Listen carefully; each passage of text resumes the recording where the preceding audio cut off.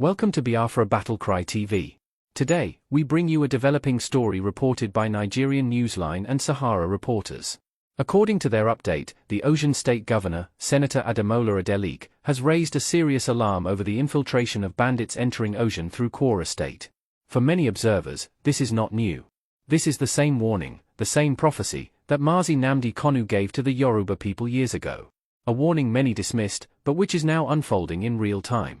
In this broadcast, we will revisit Nnamdi Kanu's earlier statements, his analysis, and why his message continues to echo across the Southwest today. Stay tuned as we break it down and listen to more insights from the leader of the indigenous people of Biafra. Please remember to subscribe, share, and like, so more people can hear the truth.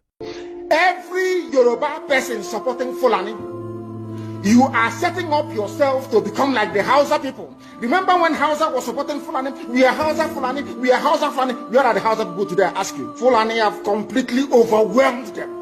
It's called emasculation. Completely emasculated them. The same thing is going to happen to you. Traitors, saboteurs in your midst, they will promise them heaven and earth. They will give them anything they ask for. In order to ensure that they get into you, they subjugate you.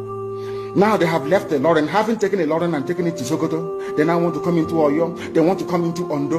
Once they take over all those places, it's over for the Yoruba race. Over for you. By the time the Fulanis are done with you, believe you me, if you don't rise up now to fight for your freedom, by the time Fulanis are done with you, you'll be more useless than a Hausa peasant doing Babi Yala somewhere in Zaria. That is the future that awaits you. Now, our people must understand this very clearly, especially my Yoruba brothers and sisters. It is about time you stop supporting evil. Nigeria has no name. Nigeria means nothing in Igbo language. It doesn't mean anything in Ibibio language. It means nothing in Ijo language. It means nothing in Efik. It means nothing in Urobo. It means nothing in Ishekiri. It means nothing in Edo. It means nothing in Yoruba. It means nothing in Hausa.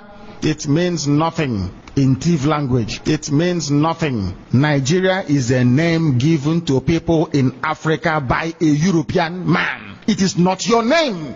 Can anybody tell us who formed Hausa? Can anybody tell us who formed Yoruba? Can anybody tell us who formed Fulani?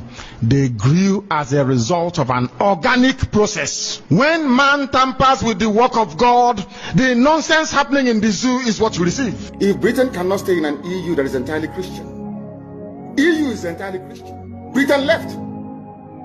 Nigeria, you don't know if Nigeria is Christian or in fact is Islamic. So for me to accept the multiculturalism, I have to embrace Islam as my religion. That's what it means. And some of you get taken in by all this rubbish. And I feel sorry for you. Yeah, sometimes when I say this, I'm being very arrogant. If you are educated, you will understand that no nation is multicultural. They allow other cultures to come in. It doesn't mean they're multicultural. They have a viable space where multicultural ideas or identities can thrive. But the foundation has to be monolithic. It has to be one dominant value system and ideology. That's how it is all over the world. Don't let anybody fool you. You've just heard a message that echoes the cries of the oppressed and the resolve of the free. At Biafra Battle Cry TV, we stand firm in amplifying voices that challenge tyranny and defend humanity. Stay vigilant, stay united, and never stop speaking truth to power. Until next time, keep the fire of freedom burning.